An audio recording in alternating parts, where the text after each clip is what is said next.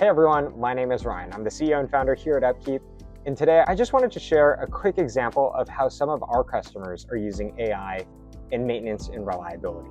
The example is this. If you work in maintenance reliability, you know building preventative maintenance plans from scratch absolutely sucks.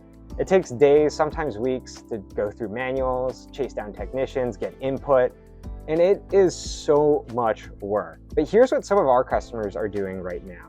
And with AI, using ChatGPT, it's incredibly easy now to get started. So watch this.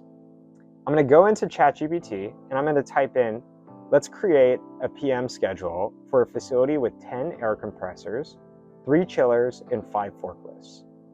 ChatGPT will come out with tasks, it'll give me intervals, it'll also tell me maintenance steps. It's not perfect, I know, and we know, but it actually gives us about 80% of the plan almost instantly. And that's the shift that our customers are starting to see if they use AI. They're not starting from zero, they get 80%, and they fill in the details and the rest with their own expertise.